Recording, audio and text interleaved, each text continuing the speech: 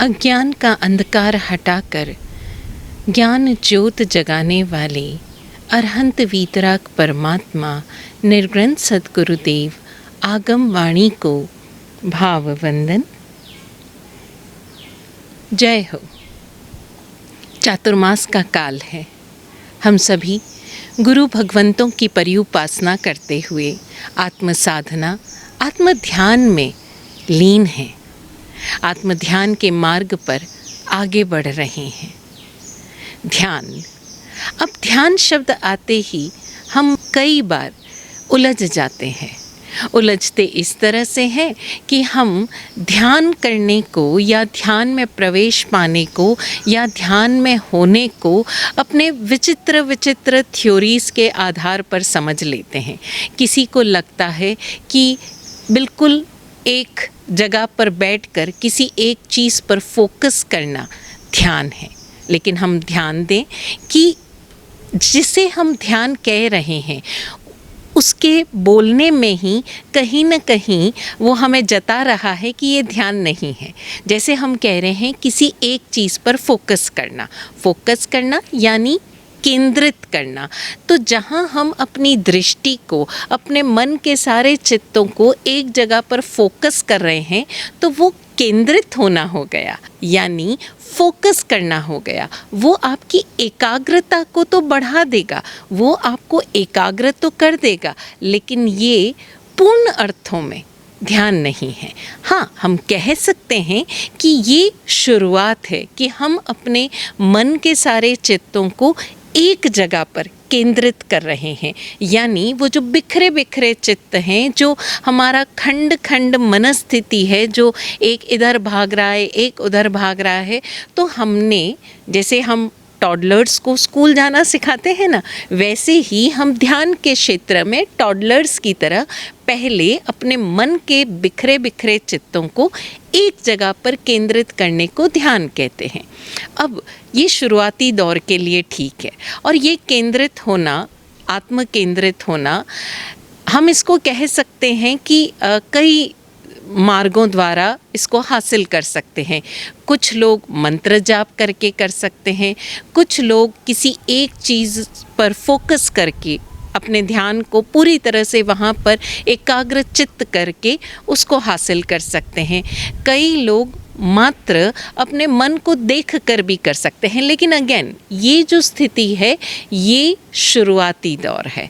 अब ज़रा हम ध्यान दें कि आगम वाणी ने, प्रभु वाणी ने हमको ध्यान में प्रवेश करने के भी मार्ग दिए हैं, और ध्यान में पूरी तरह से केंद्रस्थ हो जाने के, ध्यान में पूरी तरह से ध्यानस्थ होकर आत्मोपलब्धि तक पहुँचने तक का संपूर्ण मार्ग दिया है।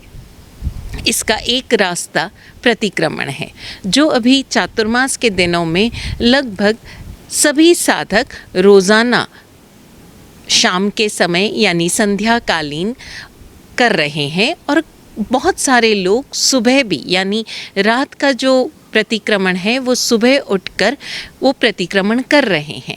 अब ज़रा हम ध्यान दें कि इस प्रतिक्रमण में हम क्या करते हैं, स्वयं का स्वाध्याय नहीं करते, हम स्वयं का अध्ययन नहीं करते, हम मात्र पुस्तकाध्याय कर लेते हैं। यानी कि हम प्रतिक्रमण में प्रवेश करने के जो निर्देश हैं, जो तरीका है, जो प्रोसेस है, उस पाठ को पढ़ लेते हैं। फॉर एग्ज़ाम्पल, हमको यहाँ से कोई एक क्षेत्र में जाना है, हमने जीपीएस ऑन कर लिया और उस जीपीएस पर एक पूरा आपको मार्ग बताया गया कि आप यहाँ से ऐसे लें, फिर आगे जाकर लेफ़्ट लें, लेफ़्ट लेकर इतना किलोमीटर सीधा चलें, फिर उस सीधा चलने के बाद आप एक जो सर्कल आएगा उसके पहले नहीं दूसरे एग्ज़िट में जाएं। इस तरह के सारे निर्देश हैं, और आप ये निर्देश एक जगह पर बैठकर पढ़ लो। क्या आप अपने उस गंतव्य तक, उस डेस्टिनेशन तक पहुंच पाएंगे? नहीं ना। उसी तरह से हम ज़रा ध्यान दें कि जब हम ये पाठ बोल रहे हैं तो इन पाठों में जो गहन निर्देश हैं, गहरे निर्देश हैं, क्या हम वो निर्देश वाकई अपने भीतर फॉलो कर पा रहे हैं? क्या हम उन निर्देशों के अनुसार गति कर रहे हैं? नहीं ना। कैसे? तो ज़रा हम देखें कि ये जो निर्देश हैं ये मूल प्राकृत भाषा में हैं और इन प्राकृत भाषा के जो मूल शब्द हैं उनका एक हिंदी अनुवाद है जिसे हम अर्थ कह देते हैं कि अरे हम तो अर्थ जान रहे हैं, पर एक्चुअल में ये हमारे शब्दों की या हम कहें हमारे भाषा की सीमितता है, संकुचितता है, वो मात्र उसका अनुवाद है। अर्थ तो तब घटित होगा जब हम वाकई उसे जान पाएंगे, अनुभव में ला पाएंगे। तो हम ज़रा देखें कि हम प्रतिक्रमण करते हुए कहते हैं, हम 2 बार इस पूरे प्रतिक्रमण की विधि के दौरान हम 2 बार पूरे 12 व्रतों का हम ध्यान करते हैं। एक बार हम ध्यान में बोलते हैं और एक बार हम प्रकट में बोलते हैं पूरे अतिचारों सहित।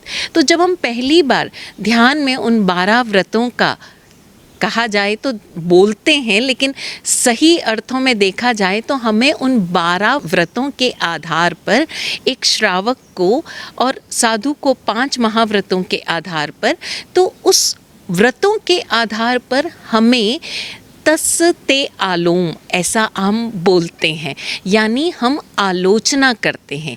अब ज़रा हम समझें हम क्या कर रहे हैं। हम ध्यान में बैठेंगे, वो सारे पाठ बोल देंगे।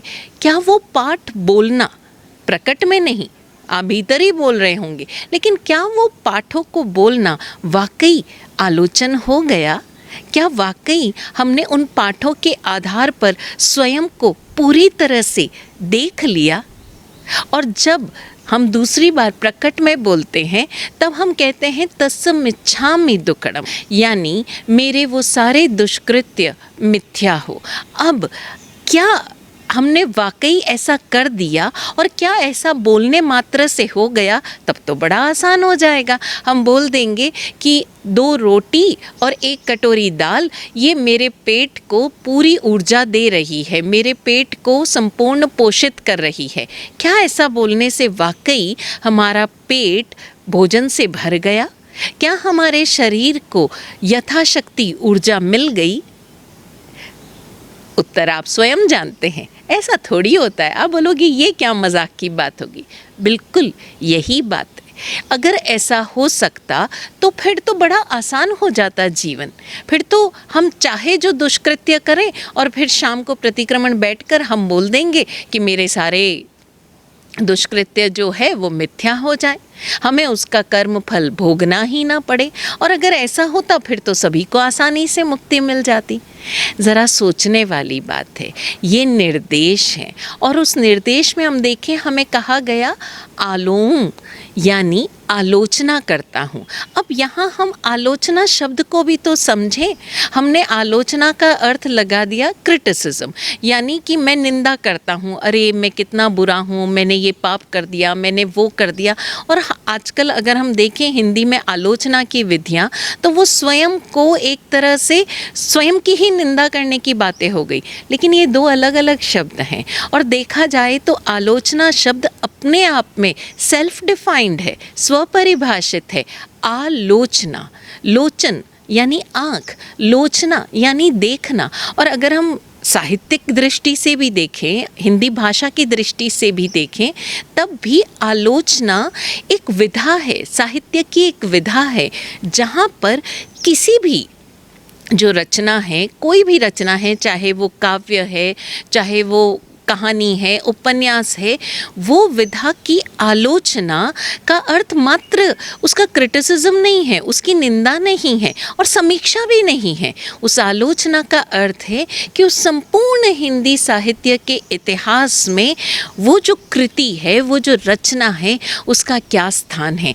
यानी वो उसके भूत को भी देख रहा है। जो आलोचक है वो क्या कर रहा है, उस कृति के भूत को भी देख रहा है कि इस विधा में पर्टिकुलर, चाहे वो काव्य है, चाहे कहानी, उपन्यास, कोई भी विधा है, उस विधा का इतिहास क्या है, वर्तमान में उस विधा की क्या अवस्था है, उस जो कृति है उसका क्या स्थान है उस विधा के संपूर्ण उस फ्लो में, और इसमें क्या संभावनाएं दिखती है, उस लेखक ने इस विधा के माध्यम से क्या कहना चाहा है। हालांकि मैं इस आलोचना विधा को पूरी तरह से एक्सप्लेन या यहाँ पर उसका एक डिटेल्ड इन्फॉर्मेशन देना मंतव्य नहीं है, मात्र इस आलोचना शब्द को समझना है कि आलोचना का अर्थ मात्र क्रिटिसिज्म नहीं है। हमने क्रिटिसिज्म को भी, क्रिटिक को भी एक बहुत ही संकुचित अर्थ में समझ लिया है। अगर आप डिक्शनरी खोलकर देखेंगे तब क्रिटिसिज्म का अर्थ भी मात्र कमियां ढूंढना नहीं है, मात्र उस कृति में या लेख में या किसी व्यक्ति में कमियां ढूंढना नहीं है, बल्कि संपूर्णता से उसको देखना है, उसको पूरी तरह से जानना है। और हम क्या कर रहे हैं, मात्र पाठ बोलकर हम अपनी इतिश्री समझ लेते हैं।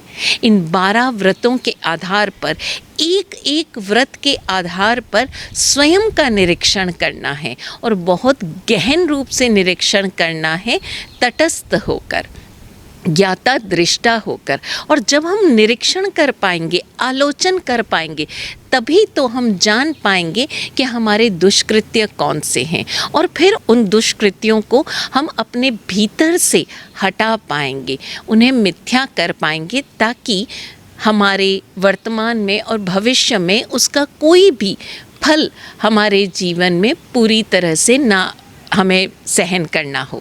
अब ज़रा हम इस चीज़ को समझें कि इस प्रतिक्रमण के दौरान क्या मात्र पाठ बोलना ही हमारे कर्तव्य की इतिश्री हो गई, हमारी साधना में गति हो गई? नहीं, हमें देखना होगा। ये तो मात्र आधार दिए गए 18 पापस्थान, हम उनके बोल देंगे। 18 पापस्थान के आधार पर जो कोई दोष लगा हो तो तत्समिच्छामि दुक्कडम, हम सारे अतिचार बोल देंगे। हम ज्ञान के अतिचार भी बोल देंगे। ज्ञान और ज्ञानवंत पुरुषों को कोई आशातना की हो तो तत्समिच्छामि दुक्कडम। लेकिन ज़रा हम अपनी भाषा को देखें, अपनी पूरी दिनचर्या को देखें, जाने अनजाने हम कितने ज्ञानी और ज्ञानवंत पुरुषों की हम आशातना करते हैं। हमें पता है क्या कि सामने वाला किन अर्थों में ज्ञानी है, लेकिन हम स्वाध्याय छोड़कर मात्र पुस्तकों के अध्ययन पर लगे हुए हैं, एक होड़ लगी हुई है। हम ध्यान में उतरने का प्रयास ही नहीं करते। ध्यान में होने तो बहुत दूर की बात है, हम मात्र सीधा और सीधा थ्योरेटिकल आधार पर ध्यान के परिणामों को जान लेते हैं और खुश हो जाते हैं। जैसे हम कहते हैं ना, सामायिक करने से फला फला लाभ होता है, रोज़ के रोज़ प्रतिक्रमण कर लो तो आपके नरक के बंधन कट जाएंगे। अरे भैया, इस 5वें आरे में मोक्ष तो मिलने से रहा, तो भैया इस 5वें आरे में इतना कर लें कि हमें कम से कम देवलोक तो मिल ही जाएगा।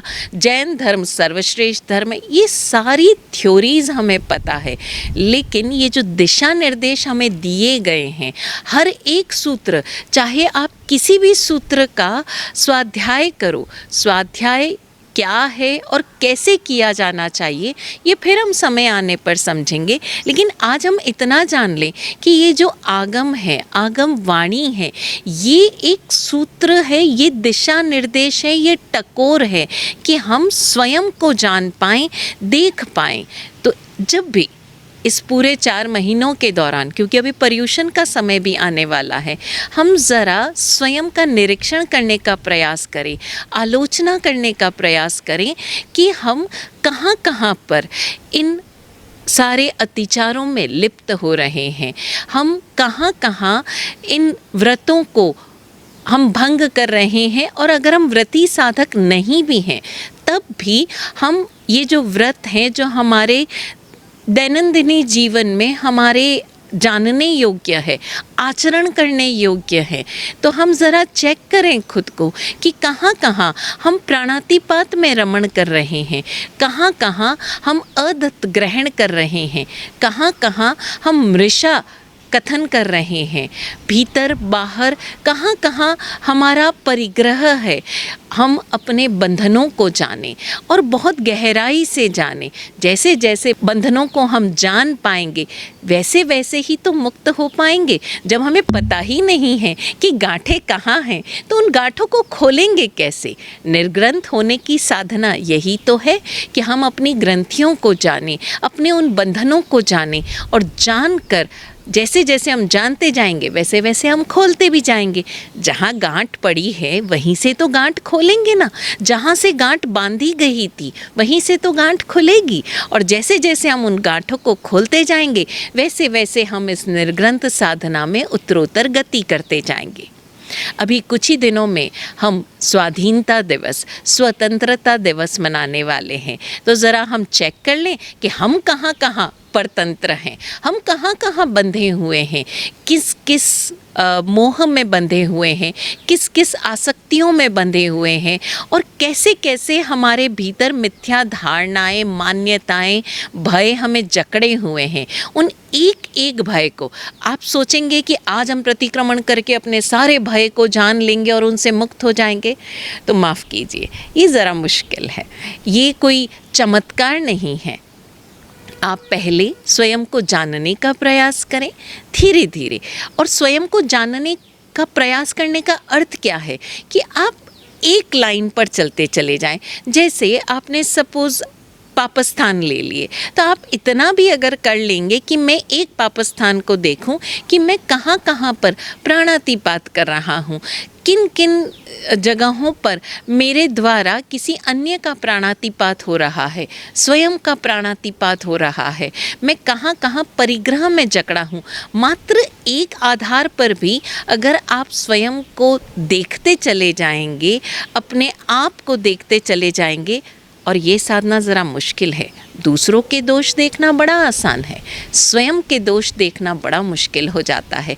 क्योंकि जब हम खुद को आईने में देखते हैं तो हम प्रयास करते हैं कि हम अपनी सारी कमियों को ढक लें। हम आईना इसीलिए तो देखते हैं कि अच्छा मेरा कहीं पर कोई दाग दिख रहा है तो मैं इसको कैसे ढकूं, अच्छा मेरे सफ़ेद बाल दिख रहे हैं तो मैं इसको कैसे ढकूं, मेरा ये कपड़ा सही नहीं लग रहा है तो मैं इसको कैसे ठीक करूं। हम इसीलिए तो आईना देखते हैं, वरना हमें आईना देखने की आवश्यकता ही क्यों पड़े। और आप देखिए, हम जब घर में होते हैं, अपने आप के साथ फुर्सत में होते हैं, तब हम आईना नहीं देखते। हम आईना सिर्फ तब देखते हैं जब हमें कहीं बाहर जाना है, लोगों के बीच में जाना है, तो हम अपनी एक पर्टिकुलर इमेज बना के जाते हैं कि अच्छा मुझे ऐसा ऐसा दिखना है इसलिए मैं चला जाऊं।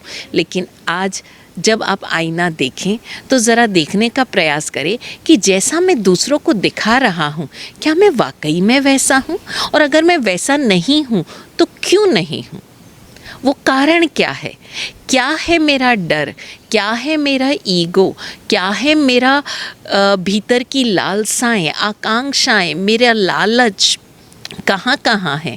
जैसे जैसे हम अपने इन कषायों को जानते जाएंगे, कोई भी एक आधार बिंदु बना लें, चाहे आप कषायों को देखें, चाहे आप पापस्थानों के आधार पर देखें, चाहे व्रतों के आधार पर, आप स्वयं को रोज़ाना प्रतिक्रमण करते हुए स्वयं का आलोचन शुरू कर दें, स्वयं को देखना शुरू कर दें, आलोचना शुरू कर दें। आलोचना, ध्यान देना, आलोचना का अर्थ निंदा नहीं है, कमियां देखना नहीं।